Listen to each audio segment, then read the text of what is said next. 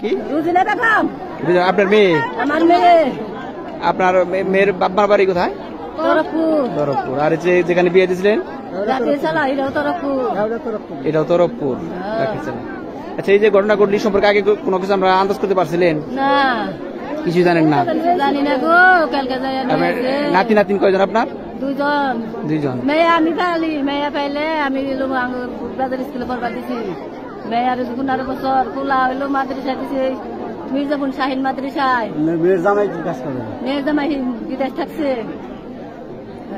বিদেশ থাকতো? কতদিন আসছেন উনি? 3-4-5 মাস ধরে বানাইছে। একবারে এখন চাপড় বলে যাইবো।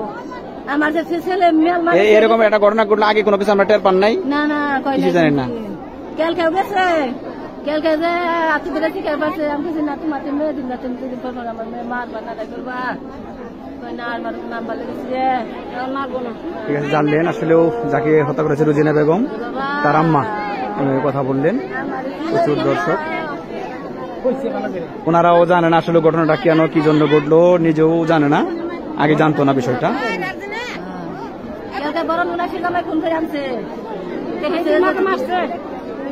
এখন কেন কি জন্য ওনারা নিজেরও বলতে পারতেছেন, আসলে উনি এখন পলাতক।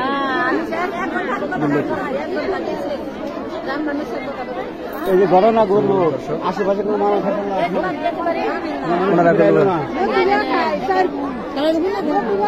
হ্যাঁ, আপনারা কেউ জানেন না? পাড়া প্রতিবেশী যারা আছে ওরা টের পায় নাই না? কেউ টের পায় নাই? আপনারা কেউ কিছু জানেন যে কি কারণে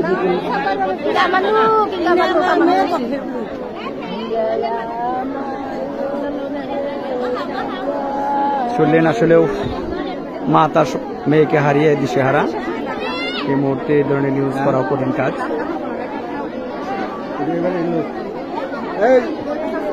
বাচ্চা করলে না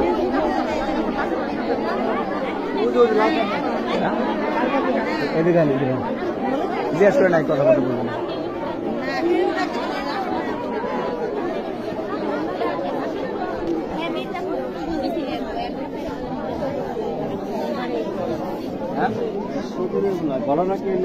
আপনার বাড়ি এইখানে?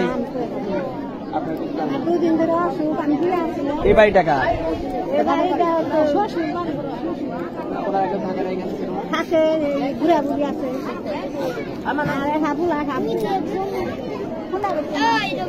খালি বাড়ি, খালি বাড়ি। এই বাচ্চা কাচ্চা যারা থাকে, মেয়ের সন্তানরা, এবার ওনার যে যাকে মারা হয়েছে রুজিনারি, তার যে বাচ্চা কাচ্চা এরা ছিল না বাড়িতে? হ্যাঁ, এরকম কোনো ঘটনা? পাড়া প্রতিবেশী আসলে ওনারাও জানেন না কেন এরকম ঘটনাটা ঘটছে। ও আব্দুল লতিফের সৎমা, ওনারাও জানেন না আসলে লতিফের সৎমা। সৎমা।